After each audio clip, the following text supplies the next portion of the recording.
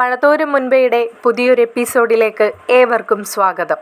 അലീനയ്ക്ക് ഈ വരവോടുകൂടി ഒരു കാര്യത്തിൽ വ്യക്തത വന്നിട്ടുണ്ട്. തൻ്റെ സഹോദരിമാർ സ്വസ്ഥതയും സമാധാനത്തോടും കൂടി അല്ല ഈ വീട്ടിൽ കഴിയുന്നതെന്ന്. അവരുടെ കൂടെ അവരുടെ അമ്മയുണ്ടെന്ന് മാത്രമേ ഉള്ളൂ. ഒരു സംരക്ഷണയും അമ്മയിൽ നിന്ന് അവർക്ക് കിട്ടുന്നില്ലെന്ന്. ആരൊക്കെ രീതിയിൽ അവർ ചൂഷണം ചെയ്യപ്പെടുന്നുണ്ടെന്ന് പോലും അവരുടെ അമ്മയ്ക്ക് യാതൊരു വ്യക്തതയുമില്ലെന്ന് അലീനയ്ക്ക് മനസ്സിലാവുകയാണ്.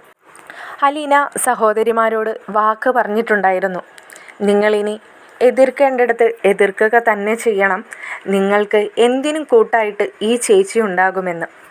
അവർ പറഞ്ഞതുപോലെ തന്നെ ചെയ്യുമെന്ന് അലീനയ്ക്ക് ഒരു പ്രതീക്ഷയും ഉണ്ടായിരുന്നു. അങ്ങനെ അലീന കാത്തിരുന്ന ആ സമയം വന്നിരിക്കുകയാണ്. എപ്പോഴും വന്ന് കയറി അവരുടേതായ ഒരു സ്വാതന്ത്ര്യത്തിൽ ഇടപെടുന്ന ജെറി വീണ്ടും ആ വീട്ടിലേക്ക് പിറ്റേ ദിവസം കയറി വരികയാണ്. അലീനയെ കണ്ടതോടെ അവൻ എന്തെന്നില്ലാത്തൊരു കൊഞ്ചലും കുഴയലും അലീനയുടെ നേർക്ക്. അലീനയത് കണ്ടില്ലെന്ന ഭാവത്തിൽ തന്നെ നിൽക്കുകയാണ്. അവനും ചെറുതായിട്ട് അലീന അങ്ങനെ പെട്ടെന്ന് വളയുന്ന ടൈപ്പല്ലെന്ന് മനസ്സിലായി. അവൻ അലീനയെ വിളിച്ചിട്ട് കുറച്ച് വെള്ളം കൊണ്ടുതരാനായിട്ട് ആജ്ഞാപിക്കുകയാണ്. അലീന, ഒരാൾ വെള്ളമാണല്ലോ ചോദിച്ചത്, അതുകൊണ്ട് തന്നെ വെള്ളമെടുക്കാൻ കിച്ചണിലേക്ക് പോകുന്നുണ്ട്. താൻ സോഫയിൽ വന്നിരുന്നിട്ടും എന്തുകൊണ്ടാണ് തൻ്റെ നിഴൽവട്ടം കാണുമ്പോഴേക്കും ഓടി വരാറുള്ള ടാനിയെയും ടെൽസിയെയും കാണുന്നില്ലല്ലോ എന്ന് ചിന്തിച്ചിരിക്കുകയാണ് ജെറി. ഇതേ സമയത്ത് ജെറിക്കായിട്ട് തൻ്റെ കയ്യിലുള്ള വെള്ളം അലീന അവൻ്റെ നേരെ നീട്ടുകയാണ്. അവൻ പെട്ടെന്നിങ്ങനെ ഞെട്ടി ബാക്കിലോട്ടൊന്ന് ചെരിഞ്ഞു. അലീനയാണെന്ന് മനസ്സിലാക്കി അവളുടെ കൈകളിലൂടെ അവളുടെ കൈകളെ ടച്ച് ചെയ്തുകൊണ്ട് തന്നെ അവൻ ആ വെള്ളവും ഗ്ലാസ് അവളിൽ നിന്നും വാങ്ങുകയാണ്. എന്നിട്ട് ചോദിക്കുന്നുണ്ട്, ടാനിയയും ടെൽസയും ടോജോയും ഒന്നും ഇവിടെ ഇല്ലേ, ആരെയും കാണുന്നില്ലല്ലോ എന്ന്. അലീന അപ്പോൾ അവനോട് പറയുന്നുണ്ട്, അവർ മുകളിലിരുന്ന് പഠിക്കുകയാണ്, അവരെ ശല്യപ്പെടുത്തേണ്ടെന്ന്. ഇത് കേൾക്കുമ്പോൾ അവനൊന്ന് ചിരിക്കുകയാണ് കേട്ടോ. ചിരിച്ചുകൊണ്ട് അവൻ ചോദിക്കുന്നുണ്ട്, ആര്, ടാനിയയും ടെൽസയോ പഠിക്കുകയാണെന്നോ? എന്നോട് തന്നെയാണോ ഈ പറയുന്നത്?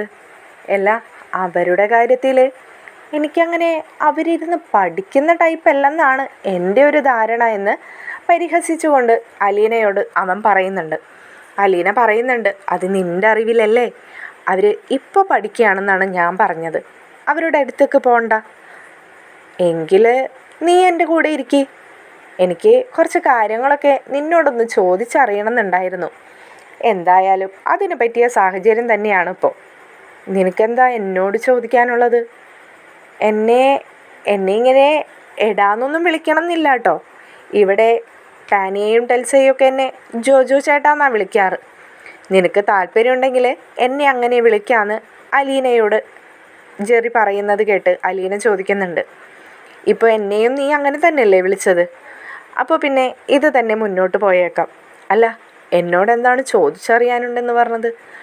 അല്ല, അമ്മച്ചി പറയുന്നത് കേട്ടായിരുന്നേ, നീ എന്തോ 10-23 വർഷക്കാലം എവിടെയോ ആയിരുന്നെന്നോ, പെട്ടെന്നൊരു ദിവസമാണ് നിനക്ക് നിൻ്റെ അപ്പച്ചൻ, അതായത് നിൻ്റെ ഇപ്പോഴത്തെ പപ്പ പൊട്ടിമുളച്ച് വന്നതെന്നോ, അങ്ങനെ നീ തേടി വന്നതാണെന്നൊക്കെ. അല്ലടി പെണ്ണെ, നീ സ്വത്തും പണവും ഒക്കെ നോക്കിയുള്ള പപ്പമാരെ തപ്പി നടക്കുകയായിരുന്നോ? ഇപ്പോഴാണോ നിനക്ക് അങ്ങനെ ഒരു മാച്ചായിട്ടുള്ള പപ്പയെ കിട്ടിയത്? അല്ല, അങ്ങനെ എന്തെങ്കിലും ആണെങ്കിൽ നമ്മളോട് പറയണേ. ഈ ക്യാഷ് ഉണ്ടാക്കുന്ന വഴികളൊക്കെ കുറച്ചൊക്കെ എനിക്കും അറിയാം. നിന്നെപ്പോലെ ഒരുത്തിക്കാവുമ്പോൾ പെട്ടെന്ന് അതിന് പറ്റുകയും ചെയ്യും. അതിന് പറ്റിയൊരു മുതലാണ് നീ എന്നൊക്കെ വല്ലാത്തൊരു വഷള നോട്ടത്തോടും ഭാവത്തോടും കൂടിയൊക്കെ അവൻ പറയുന്നത് കേട്ടിട്ട് അലീനയ്ക്ക് ദേഷ്യം വരുന്നുണ്ട്. എന്നാൽ അലീന അവനോട് എതിർത്തൊന്നും പറയുന്നില്ല. അവൻ പറയുന്നതൊക്കെ കേട്ട് നിൽക്കുകയാണ്. എന്നിട്ട് അലീന അവനോട് ചോദിക്കുന്നുണ്ട്, കഴിഞ്ഞോ എന്നോട് എന്തോ ചോദിക്കാനുണ്ടെന്ന് പറഞ്ഞത്? അതെ, എനിക്ക് ചോദിക്കാനുള്ളത് ചോദിച്ചല്ലോ, പക്ഷെ നീ ഒരു മറുപടി ഒന്നും തന്നില്ല. പിന്നെ ഇനിയിപ്പോൾ എനിക്കെന്ത് ചെയ്യാൻ കഴിയും? നിനക്ക് മറുപടി തരാൻ താല്പര്യമില്ലെന്നല്ലേ എനിക്ക് മനസ്സിലാക്കാൻ കഴിയുള്ളൂ എന്ന് ജെറി പറയുകയാണ്. അലീന പറയുന്നുണ്ട്, ആ, നീ ചോദിച്ചത് 23 വർഷം കഴിഞ്ഞിട്ട് തന്നെയാണ് ഇങ്ങനെയൊരു പപ്പ ജീവിച്ചിരിക്കുന്നുണ്ടെന്നും, അല്ലെങ്കിൽ ഒരു പക്ഷേ എനിക്കിങ്ങനെ ഒരു പപ്പയുണ്ടെന്ന് തന്നെ ഞാൻ അറിയുന്നത്. അത് നീ ഈ പറഞ്ഞ പോലെ സ്വത്തും പണവും നോക്കിയിട്ടൊന്നുമല്ല. ഒരു സ്വത്തും പണവും ഇല്ലാത്ത പപ്പയാണെങ്കിലും ഞാനങ്ങ് സ്വീകരിച്ചേനെ. പിന്നെ നീ പറഞ്ഞത് കാശുണ്ടാക്കുന്ന കാര്യം അല്ലേ? അതല്ലേ നീ ചോദിച്ചത്? അത് എന്നേക്കാളും നന്നായിട്ട് നിൻ്റെ അമ്മച്ചിക്ക് നീ പറഞ്ഞു കൊടുക്കുന്നതായിരിക്കും നല്ലത്. വേറൊന്നും കൊണ്ടല്ല, അമ്മച്ചി പാവങ്ങളെ പിഴിഞ്ഞുണ്ടാക്കുന്ന കാശാണല്ലോ നിന്നെയൊക്കെ തീറ്റിപ്പോറ്റുന്നത്. അലീന വളരെ സിമ്പിളായിട്ട് തന്നെ അവൻ്റെ അമ്മയ്ക്ക് കൊള്ളുന്ന രീതിയിൽ തന്നെ മറുപടി പറയുകയാണ്. ജെറിക്ക് ഇത് കേൾക്കുമ്പോൾ ദേഷ്യം വന്നെങ്കിലും ജെറിയും എതിർത്ത് ഒരു പ്രശ്നത്തിന് നിൽക്കണ്ട എന്ന് കരുതി തന്നെ അവൻ സ്റ്റെപ്പ് കയറി മുകളിലേക്ക് പോകാനുള്ള തയ്യാറെടുപ്പിലായിരുന്നു. അലീന ജെറിയോടായി പറഞ്ഞു, ഒരു നിമിഷം ഒന്ന് അവിടെ നിൽക്കാമോ? ഒരു കാര്യം കൂടി പറയാനായിരുന്നു. ജെറി എന്തെന്നുള്ള ഭാവത്തിൽ തിരിഞ്ഞവളുടെ മുഖത്തേക്ക് നോക്കുക മാത്രം ചെയ്തു. അലീന അവന് മുമ്പിലായി ചെന്ന് നിന്നിട്ട് പറഞ്ഞു, അവർ പഠിച്ചു കഴിയുമ്പോൾ താഴേക്ക് വരും. ഇവിടെ നിന്നും ഇറങ്ങിപ്പോണമെന്ന് ഞാൻ പറയുന്നില്ല, പക്ഷേ ഇപ്പോൾ തൽക്കാലം ആ കുട്ടികൾ അവിടെ ഇരുന്ന് മുകളിലിരുന്ന് പഠിക്കുകയാണ്. അവരെ ശല്യപ്പെടുത്താനായി മുകളിലേക്ക് പോകാൻ ഞാൻ അനുവദിക്കില്ല. മറ്റൊരു കാര്യം കൂടിയും പറയാം, അവർ പഠിക്കുകയാണെങ്കിലും അല്ലെങ്കിലും അവർ പ്രായപൂർത്തിയായ പെൺകുട്ടികളാണ്. അങ്ങനെ അവരിയ്ക്കുന്നിടത്തും കിടക്കുന്നിടത്തും പഠിക്കുന്നിടത്തൊക്കെ ഒരു അന്യപുരുഷനായ നീ ഇങ്ങനെ ഓടിക്കയറി ചെല്ലുന്നതൊക്കെ ശരിയാണെന്ന് നിനക്ക് തോന്നുന്നുണ്ടോ? നീയല്ലേ അവരെ നല്ലതൊക്കെ പറഞ്ഞ് പഠിപ്പിക്കേണ്ടത്. അതിനെങ്ങനെയാണല്ലേ ഫോണിൽ 1-2 ഫോട്ടോസും വീഡിയോസും ഒക്കെ വെച്ചിട്ട് മാക്സിമം അവരെ എങ്ങനെ യൂസ് ചെയ്യാമെന്നല്ലേ നീ ചിന്തിക്കുന്നത് അല്ലേ ജെറി എന്നുകൂടി അലീന ചോദിച്ചതോടെ ജെറി ഒരു ഞെട്ടലോടുകൂടി അലീനയുടെ മുഖത്തേക്ക് നോക്കുകയാണ്. അലീന അതേ ഗൗരവഭാവത്തിൽ തന്നെ അവനെ നോക്കി നിൽക്കുന്നുണ്ട്. ജെറി ഒരക്ഷരം പോലും മിണ്ടാതെ പുറത്തേക്ക് ഇറങ്ങി പോവാണ് കേട്ടോ.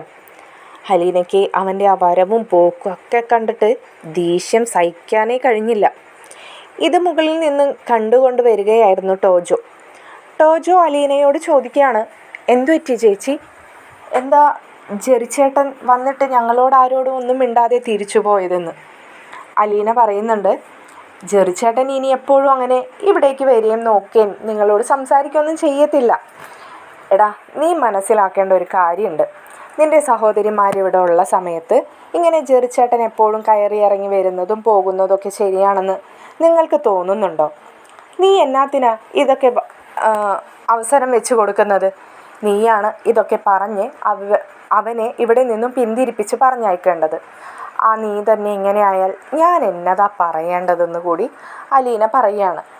ടോജോ അപ്പോൾ ചേച്ചി പറഞ്ഞതിന് ഓക്കെ എന്ന രീതിയിൽ തന്നെ മിണ്ടാതെ നിൽക്കുകയാണ്. അലീന ഒരിക്കൽ കൂടി അവനോട് വ്യക്തമായി പറയുന്നുണ്ട്, ടോജോ വന്നു കഴിഞ്ഞാൽ ഈ സോഫ സെറ്റിൽ നിന്നും മുകളിലേക്ക് പോലും ഈ സോഫ വരെ അവനെ കിടത്തുന്നത് നിങ്ങളുടെ വല്യമ്മച്ചിയുടെ മകനായതുകൊണ്ടും ഇത്രയും കാലം നിങ്ങൾക്കൊരു സംരക്ഷകരായി നിന്നിരുന്നത് അവരായതുകൊണ്ടുമാണ്. അവൻ്റെ സ്വഭാവം വെച്ച് ഈ വീടിന് അകത്തേക്ക് പോലും കിടക്കാൻ അനുവദിക്കാൻ പാടില്ല. അതൊക്കെ ഞാൻ നോക്കിക്കോളാം. ഇപ്പോൾ തൽക്കാലത്തേക്ക്, ഇനി അവൻ വരുമെന്നും എനിക്ക് വലിയ പ്രതീക്ഷയില്ല, എങ്കിലും പറയുകയാണ്, ഇപ്പോൾ തൽക്കാലത്തേക്ക് അവൻ വന്നു കഴിഞ്ഞാൽ അവനെ ഈ പടി, ഈ സോഫ ഇവിടെ നിന്നും മുകളിലേക്ക് പോവാൻ നീ അനുവദിക്കരുത്. ഞാനുള്ളപ്പോൾ എനിക്കറിയാം അതെങ്ങനെയാണ് കൈകാര്യം ചെയ്യേണ്ടതെന്ന്. ഞാനില്ലാത്ത സമയത്തെ കാര്യമാണ് നിന്നോടിപ്പോൾ പറഞ്ഞു തന്നതെന്ന് അലീന ഒരിക്കൽ കൂടി അവന് വളരെ വ്യക്തമായി തന്നെ പറഞ്ഞു കൊടുക്കുകയാണ്. ജെറി അലീനയോടായി ചോദിക്കുകയാണ്, ചേച്ചിക്ക് മറ്റെന്തെങ്കിലും എന്നോട് പറയാനുണ്ടോ? ചേച്ചി എന്തൊക്കെയോ എന്നിൽ നിന്ന് മറച്ചു വെക്കുന്നത് പോലെ എനിക്ക് തോന്നുകയാണ്. അതുകൊണ്ടാണ് ഞാനിത് പറയുന്നത്. ചേച്ചിക്ക് എന്നോട് എന്തെങ്കിലും പറയാനുണ്ടെങ്കിൽ ഇത്രയൊക്കെ ചേച്ചി പറഞ്ഞപ്പോൾ ഞാൻ കേട്ട് നിന്നില്ലേ, അതേപോലെ തന്നെ ഞാൻ കേട്ടോളാം. പക്ഷേ ചേച്ചി ഇങ്ങനെ എന്തോ മറച്ചു വെച്ച് സംസാരിക്കുന്നത് പോലെ സംസാരിക്കരുതെന്ന് ടോജോ പറയുന്നത് കേട്ട് അലീന ഒരു നിമിഷം ഒന്ന് ചിന്തിച്ചു, ടോജോയോട് എല്ലാം പറഞ്ഞാലോ എന്ന്. പിന്നെ തോന്നി ജെറിയുടെ ഫോണിൽ അങ്ങനെ ഒരു വീഡിയോ കിടക്കുന്ന സമയം വരെ ഇതൊന്നും പറഞ്ഞാൽ ശരിയാവത്തില്ല, അങ്ങനെ താൻ അതൊക്കെ കള്ളാണ് പറയുന്നതെന്ന് പിന്നീട് വരുത്തി തീർത്താൽ, അല്ലെങ്കിൽ ടാനിയെയും ടെൽസയെയും കൊണ്ട് ഇതൊക്കെ ഇല്ലാക്കഥ ചേച്ചി വന്ന് പറഞ്ഞ് ഇവരെ തമ്മിൽ തെറ്റിക്കാൻ വേണ്ടി പറയുന്നതാണെന്നൊക്കെ ഒരു പക്ഷേ വരുത്തി തീർത്തേക്കാമെന്നൊക്കെ അലീന സ്വയം ചിന്തിക്കുകയാണ്. ടോജോയോടായ അലീന പറയുന്നുണ്ട്, ഇപ്പോൾ തൽക്കാലം നിന്നോടൊന്നും ഞാൻ പറയുന്നില്ല, പക്ഷേ നീ ഒരു കാര്യം മനസ്സിലാക്കുക, നിങ്ങളെ വെറുതെ തമ്മിൽ വഴക്കടിപ്പിച്ച് കൊണ്ടുപോകാൻ വന്ന ഒരാളല്ല ഞാൻ.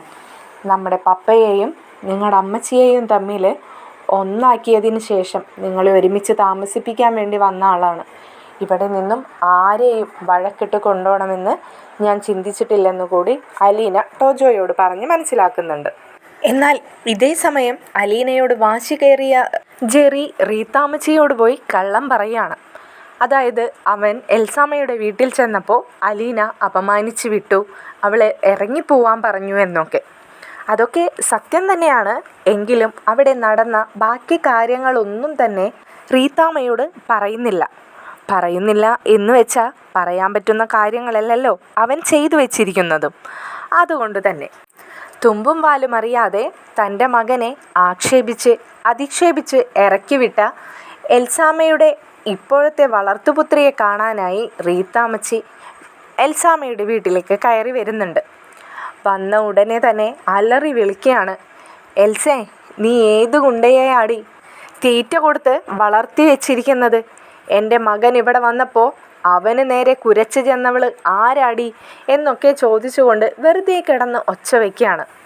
എന്നാൽ ഇതൊന്നും തന്നെ എൽസാമ്മ അറിഞ്ഞിട്ടുണ്ടായിരുന്നില്ല.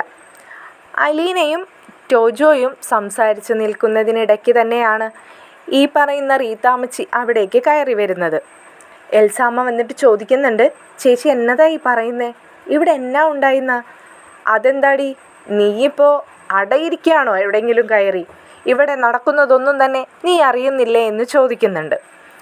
കിട്ടിയ തക്കത്തിന് അലീന മുന്നിലേക്ക് നടന്നു വന്നിട്ട് പറയുന്നുണ്ട്, അത് സത്യമാണ് റീത്താമ്മച്ചി, ഇവിടെ നടക്കുന്ന ഓരോ കാര്യങ്ങളും ഈ എൽസാമ്മച്ചി അറിയാതെ പോകുന്നുണ്ട്. അതുകൊണ്ട് തന്നെയാണ് ഈ വീട്ടിൽ ഇപ്പോൾ നടക്കുന്നതായിട്ടുള്ള പല പ്രശ്നങ്ങളും നടന്നുകൊണ്ടിരിക്കുന്നത്.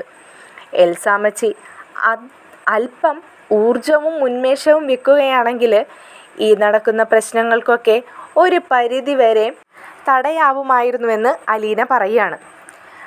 അലീനയ്ക്ക് നേരെ കുരച്ചുകൊണ്ട് ഒച്ചയെടുത്തുകൊണ്ട് തന്നെ റീത്താമ്മച്ചി പറയുന്നുണ്ട്, ഇന്നലെ വരെ ഞങ്ങൾ ഈ രണ്ട് കുടുംബങ്ങളും ഒന്നായിട്ട് തന്നെയാണ് ഈ പോയിക്കൊണ്ടിരിക്കുന്നത്. ഇനിയും അതങ്ങനെ തന്നെയായിരിക്കും. നീയും ഒരു വയസ്സം കാർന്നവരും കൂടി കയറി വന്ന് ഭരിച്ചങ്ങ് കൈക്കലാക്കാമെന്ന് വിചാരിച്ചിട്ടുണ്ടെങ്കിൽ അത് കുറച്ച് ദിവസത്തേക്ക് മാത്രമാടി. നീ വന്നൊന്ന് വിരൽ ഞൊടിക്കുമ്പോഴേക്കും ഇറങ്ങി വരുന്നവളല്ല എൻ്റെ ഈ അനിയത്തിയും മക്കളുമെന്ന് എനിക്ക് നന്നായിട്ട് അറിയാവുന്നത് കൊണ്ട് തന്നെയാണ് മറ്റൊരു പ്രശ്നങ്ങളും വേണ്ടെന്ന് വെച്ച് നീ വെല്ലുവിളിച്ചിട്ടുള്ള ആ സമയത്തിനായി ഞാൻ കാത്തിരിക്കുന്നത് എന്ന് കരുതി ഈ റീത്ത ഒന്നൊതുങ്ങി നിന്നു എന്ന് കരുതി നീ എൻ്റെ മക്കളുടെ തലയിൽ കയറി നിരങ്ങാൻ ശ്രമിച്ചാലുണ്ടല്ലോ, റീത്ത ആരാണെന്ന് നീ അറിയും. നീ കളിച്ച കളിയൊന്നും ആവില്ല. നീ നിൻ്റെ പപ്പയോട് ചെന്ന് നുണ പറഞ്ഞു കൊടുത്ത് പോലീസ് സ്റ്റേഷനിൽ എന്നെ കൊണ്ട് മാപ്പ് പറയിച്ചില്ലേ നീ? അതൊക്കെ എന്തിനു വേണ്ടിയിട്ടായിരുന്നു? എന്നെയും അയാളെയും തമ്മിൽ ശത്രുത കൂട്ടാൻ. എനിക്കറിയാമെടി നീയൊക്കെ ഏതറ്റം വരെയും പോകുമെന്ന്. കാരണം നീയൊക്കെ വളർന്നു വന്നതും നീയൊക്കെ ശീലിച്ചതും അങ്ങനെയാണല്ലോ. തെരുവ് പിള്ളേർക്ക് എന്നും ആ അന്തസ്സും മര്യാദയും തന്നെ ഉണ്ടാവുള്ളൂടി. പട്ടുമെത്തയിൽ കയറി കിടന്നു എന്ന് കരുതിയിട്ട് അത് ഒരിക്കലും പട്ടുപുഴുക്കളാവില്ലല്ലോ. പിച്ചച്ചട്ടിയിൽ കൈയിട്ട് വാരി തിന്നവളൊക്കെ എന്നും പിച്ചക്കാരി തന്നെയായിരിക്കും. ഇത്രയൊക്കെ റീത്താമ്മച്ചി നിന്ന് പറയുന്നത് കേട്ടിട്ടും അലീന ചിരിച്ചു നിൽക്കുക എന്നല്ലാതെ മറ്റൊന്നും തന്നെ പറയുന്നുണ്ടായിരുന്നില്ല. എന്നാൽ ഇതെല്ലാം കേട്ടിട്ട് മുകളിൽ നിന്നും താഴേക്ക് ഇറങ്ങി വരികയായിരുന്നു വെല്ലിപ്പിച്ചൻ ഒച്ചത്തിൽ അലറിക്കൊണ്ടാണ് വരുന്നത്. വെല്ലിപ്പിച്ചൻ വന്ന് റീത്താമ്മച്ചിയോടായി പറയുന്നുണ്ട്, നിർത്തിക്കോ റീത്തേ നിൻ്റെ ഈ കൊലവിളി. കുറേ സമയമായി ഞാൻ കേൾക്കാൻ തുടങ്ങിയിട്ട്. നിനക്ക് എന്നതാ വേണ്ടതെന്ന് വെച്ചാൽ നീ അത് വായ തുറന്ന് ചോദിക്കേ പറയേ വേണം. അല്ലാതെ ഈ വാലും തുമ്പും ഇല്ലാതെ ഞങ്ങളുടെ കുഞ്ഞിനെ നോവിക്കാൻ ശ്രമിച്ചാലുണ്ടല്ലോ എന്നുകൂടി പറയുന്നുണ്ട്. ഇത് കേൾക്കുന്ന അലീന പറയാണ്, വെല്ലിപ്പിച്ച പറയാനുള്ളത് അവർ പറഞ്ഞു തീർക്കട്ടെ. പിന്നെ അവർ ചോദിച്ചതിനൊക്കെയുള്ള മറുപടി എനിക്കും പറയണമല്ലോ. നിങ്ങൾ ഈ പറഞ്ഞ പിച്ചച്ചട്ടിയിലൊക്കെ കൈയിട്ട് വാരി തിന്നിട്ട് തന്നെയാണ് അലീന ഇവിടെ വരെ എത്തിയത്. പക്ഷേ ഉണ്ടല്ലോ, ഒരാളുടെയും സമ്മതമില്ലാതെ അയാളുടെ ഒന്നും തന്നെ കവരാൻ ഞങ്ങളാരും പഠിച്ചിട്ടില്ല. അത് പണമായാലും സ്വത്തായാലും സ്വത്തിനേക്കാൾ വിലപ്പെട്ടത് വേറെ ഒന്നുണ്ടെങ്കിൽ അതും എന്നുകൂടി അലീന പറയാണ്. മതിയടി നിൻ്റെ കൊര. ഈ വയസ്സങ്കാർന്നവരെ കണ്ടിട്ടാണ് നീ എന്നോട് നിന്ന് ഈ കുരയ്ക്കുന്നതെങ്കിൽ അത് വേണ്ട. ഞാൻ ആരെയും കണ്ടിട്ടല്ല. പക്ഷേ മറ്റൊരു കാര്യമുണ്ട്. എന്നെ കണ്ടിട്ട് ആരെങ്കിലും ഇനി മുന്നിലേക്ക് നിങ്ങളുടെ മുമ്പിലേക്കും സംസാരിക്കാനായി ഇറങ്ങി വന്നാൽ അതും എൻ്റെ കുറ്റമാണെന്ന് നിങ്ങൾ ഒരിക്കലും കരുതരുതെന്നു കൂടി അലീന പറയുന്നുണ്ട്. അലീനയ്ക്ക് നേരെ കൈവീശിക്കൊണ്ട് വരികയാണ് റീത്താമ്മച്ചി. നീ എന്നതാടി, നീ ഇവരെയൊക്കെ എന്നിൽ നിന്നും അടർത്തി മാറ്റി എതിരാക്കി നിർത്താനുള്ള പരിപാടിയാണോ നിനക്ക്? അതോ മറ്റെന്തെങ്കിലും ആണോടി നിൻ്റെ ഉദ്ദേശമെന്നുകൂടി അലീനയ്ക്ക് നേരെ റീത്താമ്മച്ചി ചോദിക്കുകയാണ്. റീത്താമ്മച്ചി വീണ്ടും കാര്യത്തിലേക്ക് വരുന്നുണ്ട്. നീ എന്തിനാടി ഇവിടെ കയറി വന്ന എൻ്റെ മകനോട് ഈ നിമിഷം തന്നെ ഇറങ്ങിപ്പോണെന്നും മുകളിലേക്ക് കയറാൻ അനുവാദം തരില്ലെന്നൊക്കെ പറഞ്ഞതെന്ന് കൂടി ചോദിക്കുന്നത് കേൾക്കുമ്പോൾ റീത്താമ്മച്ചി പറയുന്നത് കേട്ടിട്ടാണ് എൽസാമ്മച്ചി ഇതൊക്കെ അറിയുന്നത്. എൽസ അപ്പോൾ റീത്തയുടെ അരികിലേക്ക് വന്നിട്ട് ചോദിക്കുന്നുണ്ട്, ചേച്ചി ഇതൊക്കെ എപ്പോഴാ? ജെറിമോൻ വന്നതുപോലും ഞാൻ അറിഞ്ഞില്ലല്ലോ എന്ന്. നീ ഒന്നും അറിയണ്ട, ഇനി നീ കുറച്ചങ്ങ് മാറി നിൽക്ക്. ചോദിക്കാനും പറയാനുള്ളതൊക്കെ ഞാൻ തന്നെ പറഞ്ഞോളാന്ന് റീത്ത പറയാണ്. അലീന ഒന്നും മിണ്ടാതെ നിൽക്കുകയാണ്. റീത്തയ്ക്ക് എന്താണ് പറയുന്നതെന്ന് വെച്ചാൽ പറഞ്ഞു തീർക്കട്ടെ എന്ന് കരുതി. റീത്ത വീണ്ടും ചോദിക്കുന്നുണ്ട്, നീ എന്തർത്ഥത്തിലാണ് എൻ്റെ കുഞ്ഞിനെ ഈ വീട്ടിൽ നിന്നും ഇറക്കി വിട്ടത്? അവരെ ഇവിടത്തെ 3 പേരും എൻ്റെ മകനും ഈ വീടും ആ വീടുമൊക്കെ ഒന്നായിട്ട് കരുതി കൊണ്ടു നടക്കുന്നവരാ. അതിനിടയിലേക്ക് നിൻ്റെ ഒന്നും ഒരാവശ്യവുമില്ല. പിന്നെ ഇവിടെയുള്ള 2 പെൺകുട്ടികളുടെ സംരക്ഷണം ഇത്രയും കാലം നോക്കിയിരുന്നതും അവൻ തന്നെയാണ്. ഇനി ഇവിടെ നങ്ങോട്ടും അവൻ തന്നെ ആയിരിക്കും. അതിനെ നിനക്ക് തടയിടാൻ എത്രത്തോളം കഴിയും? നീ ഈ പറഞ്ഞ 10-30 ദിവസമല്ലേ? നിൻ്റെ സഹോദരിമാർ പഠിക്കുന്നിടത്തേക്ക് വിടില്ല പോലും. നീ എവിടേക്ക് വിടില്ലാന്ന്? അതും എൻ്റെ മകനെ എന്നെല്ലാം ചോദിച്ചുകൊണ്ട് അവളുടെ നേരെ നിന്ന് അലറി വിളിക്കുകയാണ് റീത്താമ്മച്ചി. റീത്തയുടെ മകൻ വന്ന് പറഞ്ഞതൊക്കെ കേട്ടിട്ട് അരിശം കയറി തന്നെയാണ് റീത്ത നിൽക്കുന്നത്. അലീന ചോദിക്കുന്നുണ്ട്, നിങ്ങൾക്ക് പറയാനുള്ളതൊക്കെ പറഞ്ഞു കഴിഞ്ഞോ? മകൻ ഇത്ര മാത്രമാണോ നിങ്ങളോട് പറഞ്ഞു തന്നത്? ഇതിൽ കൂടുതലൊന്നും തന്നെ മകൻ പറഞ്ഞില്ല എന്നുകൂടി അലീന ചോദിക്കുമ്പോൾ റീത്ത ഒരല്പം അതിശയത്തോടെ, അല്ലെങ്കിൽ ഇവളെന്താ ഇങ്ങനെയൊക്കെ പറയുന്നത്, അതോ തന്നോടൊപ്പം വന്ന് കള്ളം പറഞ്ഞതാണോ എന്നൊക്കെ കൂടി ചിന്തിക്കുകയാണ്. മകൻ്റെ കാര്യത്തിൽ വലിയ ഉറപ്പൊന്നും റീത്തയ്ക്കും പറയാൻ കഴിയില്ലല്ലോ. കാരണം അങ്ങനെയുള്ളൊരു മകൻ തന്നെയാണ് റീത്തയുടേത്.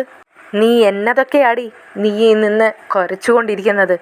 എന്തെങ്കിലും പറയാനുണ്ടെങ്കിൽ വ്യക്തമായിട്ട് എനിക്ക് മനസ്സിലാവുന്ന രീതിയിൽ തന്നെ പറയണോടി എന്നുകൂടി റീത്ത അലീനയോടായി പറയുന്നുണ്ട്.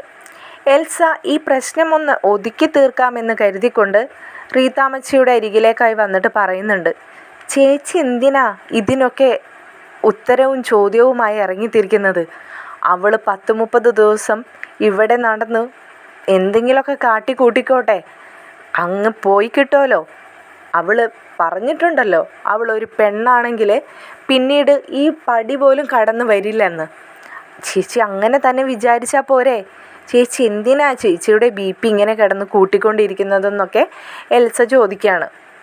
എൽസയോടായി റീത്ത പറയുന്നുണ്ട്, ഇന്നലെ കയറി വന്നവൾ ഈ വീട്ടിൽ നിന്നും എൻ്റെ മകനെ ഇറക്കി വിട്ടപ്പോൾ എവിടെയായിരുന്നടി നിൻ്റെ നാവ് എന്ന്. റീത്താമ്മച്ചിയോട് എൽസ പറയുകയാണ്, ഞാനിതൊന്നും അറിഞ്ഞിട്ടില്ല. ഞാൻ മുകളിൽ തുണി വിരിക്കുന്നതിനിടയ്ക്കായിരിക്കും റെജിമോൻ കയറി വന്നത്. അവൻ വരികയും പോവുകയും ഒക്കെ ചെയ്യാറുണ്ടല്ലോ ചേച്ചി, അതുകൊണ്ട് തന്നെ ഞാൻ അത്രയ്ക്ക് ശ്രദ്ധ കൊടുത്തില്ലെന്ന് പറയുന്നുണ്ട്. ഇതേ സമയത്താണ് മുകളിലിരുന്ന് കുട്ടികൾ പരസ്പരം പറയുന്നത്. ചേച്ചിയെ തന്നെ കുറേ സമയമായിട്ട് റീത്താമ്മച്ചി കുറ്റം പറഞ്ഞുകൊണ്ടിരിക്കുകയാണ്. നമ്മൾക്കിതിൽ ഇടപെടണ്ടേ ചേച്ചി എന്ന് മുകളിലിരുന്ന് കൊണ്ട് ടാനിയയും ടെൽസയും കൂടി പറയുന്നുണ്ട്. അവരപ്പോൾ ടെൽസ ടാനിയയോട് പറയുകയാണ്, എങ്ങനെയാണ് കാര്യങ്ങളുടെ പോക്കെന്ന് നോക്കട്ടെ. നമ്മൾ ഇടപെട്ടാൽ എല്ലാത്തിൻ്റെയും പ്രശ്നം കൂടുക തന്നെ ചെയ്യും. പിന്നീട് ചിലപ്പോൾ ചേച്ചി തന്നെ നമ്മൾ വഴക്കും പറഞ്ഞേക്കാം. അതുകൊണ്ട് ഇപ്പോൾ തൽക്കാലം നമുക്കിതിൽ ഇടപെടണ്ടെന്ന് പറഞ്ഞുകൊണ്ട് അവരവിടെ തന്നെ ഇരിക്കുകയാണ്. പക്ഷേ അലീനയ്ക്ക് ഇതെല്ലാം കേട്ട് നിൽക്കാനും റീത്താമ്മച്ചിയുടെ വാക്കുകളൊക്കെ സഹിച്ച് നിൽക്കാനും കഴിയുന്നുണ്ടായിരുന്നില്ല. അതുകൊണ്ട് റീത്താമ്മച്ചിയോട് അലീന ചോദിക്കുകയാണ്, നിങ്ങളുടെ മകൻ ബാംഗ്ലൂർ പഠിക്കാൻ പോയിട്ട് എന്തുകൊണ്ടാണ് ആ കോഴ്സ് അവിടെ കംപ്ലീറ്റ് ചെയ്യാൻ പറ്റാതെ നാട്ടിലേക്ക് അവനെ തിരിച്ചയച്ചതെന്ന്. ഒരു നിമിഷം റീത്താമ്മച്ചി പതറി നിന്നുപോയി. ഇവളോട് എങ്ങനെയാണ് അതിനെക്കുറിച്ച് മറുപടി പറയുക? കാരണം തൻ്റെ മകൻ ആ കോളേജിൽ മയക്കുമരുന്ന് സപ്ലൈ ചെയ്യുന്നുണ്ടെന്നും കഞ്ചാവിൻ്റെ ബിസിനസ് ഉണ്ടെന്നും പറഞ്ഞുകൊണ്ടായിരുന്നു കോളേജിൽ നിന്നും അവനെ ഡിസ്മിസ് ചെയ്തത്. എന്നാൽ കോളേജിൽ നിന്നും ഡിസ്മിസ് ചെയ്ത് നാട്ടിലേക്ക് തിരിച്ചെത്തിയതിന് ശേഷമായിരുന്നു ചെന്നൈയിലുള്ള ഒരു പെൺകുട്ടി ബാംഗ്ലൂരിൽ പഠിക്കാൻ വന്നിരുന്നു. ആ പെൺകുട്ടി അറിയാതെ ലേഡീസ് ഹോസ്റ്റലിൽ കയറി ആ പെൺകുട്ടിയുടെ കുളിസിൻ രംഗങ്ങൾ വീഡിയോ ആക്കിയെടുത്ത് ആ പെൺകുട്ടിക്ക് അയച്ചു കൊടുക്കുന്നതും ആ പെൺകുട്ടിയെ ഭീഷണിപ്പെടുത്താൻ ശ്രമിക്കുന്നതുമായിട്ടുള്ള മറ്റൊരു കേസ് കൂടി ഇവൻ്റെ തലയിലേക്ക് വരുന്നത്. അങ്ങനെയാണ് ഈ ചെന്നൈയുമായി ഇവനിപ്പോൾ തൽക്കാലം ബന്ധപ്പെട്ട് കിടക്കുന്നതെന്നൊക്കെ മനസ്സുകൊണ്ട് ഓർക്കുകയാണ് കേട്ടോ റീത്താമ്മച്ചി. എന്നാൽ അലീനയോട് ഇതെന്തെങ്കിലും അവർക്ക് പറയാൻ കഴിയുമോ? അതോടുകൂടി തീർന്നില്ലേ അലീനയ്ക്ക് മുമ്പിൽ തൻ്റെ ഇമേജ് എന്നൊക്കെ റീത്താമ്മച്ചി ചിന്തിക്കുകയാണ്. അലീനയുടെ ചോദ്യങ്ങളൊക്കെ കേട്ടിട്ട് വല്യപ്പച്ചനും ടോജോയൊക്കെ അതിശയിച്ച് തന്നെ നിൽക്കുകയാണ്. കാരണം ചേച്ചി എന്തോ പ്രശ്നം അവൻ്റെ പേരിൽ ചേച്ചി കണ്ടുപിടിച്ചിട്ടുണ്ട്. അതുകൊണ്ടാണ് അവനെക്കുറിച്ച് എന്തൊക്കെയോ ചേച്ചി അന്വേഷിച്ചുകൊണ്ടിരിക്കുന്നതെന്നൊക്കെ അലീനയ്ക്ക് മനസ്സിലായി. എന്നാൽ ടാനിയയ്ക്കും ടെൽസയ്ക്കും ഇതിനെക്കുറിച്ചെല്ലാം അറിയാം.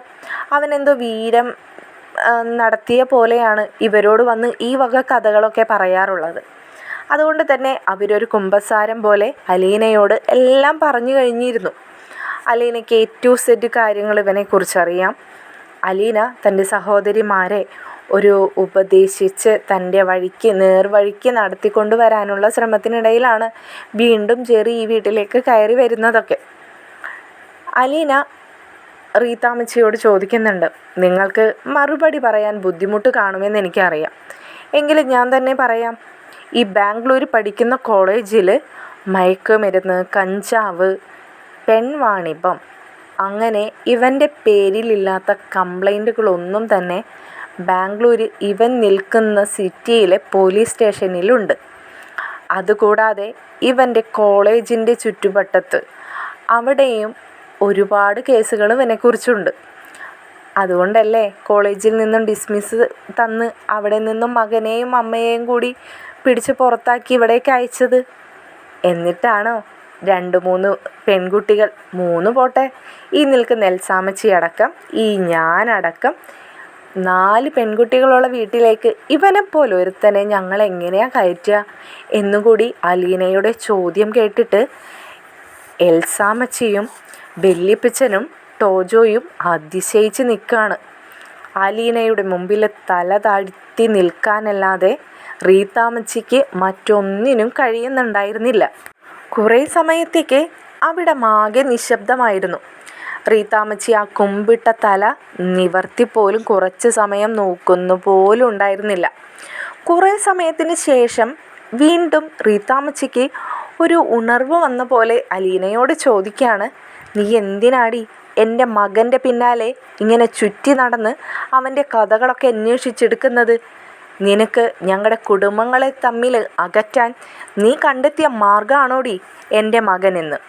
അതോ നീ വശീകരിച്ചോടുത്ത് എൻ്റെ മകനെ കിട്ടാതെ ആയപ്പോഴാണോടി നീ ഇങ്ങനെ ഇല്ലാ കഥകൾ പറഞ്ഞ് എൻ്റെ മകനെയും എന്നെയും ഒക്കെ തെറ്റിക്കാൻ നോക്കുന്നതെന്നുകൂടി ചോദിക്കുകയാണ് റീത്താമ്മച്ചി. മറ്റൊരു വാക്കുകൂടി റീത്താമ്മച്ചി ഉപയോഗിക്കുന്നുണ്ട്. നീ അങ്ങ് കൊട്ടാരമറ്റത്തിൽ ചെന്ന് ആ സ്റ്റാൻലി ജോസഫിനെയും ഈ കിളവനെയും ഒക്കെ നിൻ്റെ ശരീരഭംഗിയും മുഖഭംഗിയും ഈ തൊലി വെളുപ്പൊക്കെ കാണിച്ച് കൈക്കലാക്കി വെച്ചിരിക്കുന്ന പോലെയാണെന്ന് കരുതിയോ എല്ലാ തറവാട്ടിലെയും ആൺകുട്ടികൾ എന്നുകൂടി ചോദിക്കുന്നത് കേട്ട് അലീന മറുപടി പറയുന്നതിന് മുൻപേ മറ്റൊരു ശബ്ദമാണ് ഉയർന്നു വന്നത്. നിർത്ത് റീത്താമ്മച്ചി, കുറേ നേരമായല്ലോ നിങ്ങൾ നിങ്ങളുടെ മകനെ പൊക്കി പറയാൻ തുടങ്ങിയിട്ടും ചെയ്ത തെറ്റുകൾ നിങ്ങൾക്കറിയാമെങ്കിലും മറ്റുള്ളവരെ മേത്ത് അത് ചാരാനും തുടങ്ങിയിട്ട് ആദ്യം നിങ്ങളുടെ മനസാക്ഷിയോട് ചോദിക്കുക, നിങ്ങളുടെ മകൻ നല്ലതാണോ എന്ന്. എന്നിട്ട് മതി നിങ്ങൾ ഈ കിടന്നു കുരയ്ക്കുന്നതെന്ന് പറഞ്ഞ് ആ ശബ്ദം എവിടെ നിന്നാണെന്ന് നോക്കിയപ്പോൾ കണ്ടത് മുകളിൽ നിന്നും സ്റ്റെപ്പ് ഇറങ്ങി വരുന്ന ടെൽസയെയായിരുന്നു. ടെൽസയാണ് റീത്താമ്മച്ചിക്ക് നേരെ ഒച്ചയെടുത്ത് സംസാരിച്ചു കൊണ്ട് വരുന്നത്. റീത്ത ആകെ ഞെട്ടിപ്പോയി. ഇവരുടെയൊക്കെ നാവിൽ നിന്നും ഇങ്ങനെയൊക്കെ കേൾക്കേണ്ടി വരുമെന്ന് ഒരിക്കലും പ്രതീക്ഷിച്ചിരുന്നില്ല റീത്താമ്മച്ചി. റീത്താമ്മച്ചി അതിശയത്തോടു കൂടി ടെൽസയെ തന്നെ നോക്കി നിൽക്കുകയാണ്.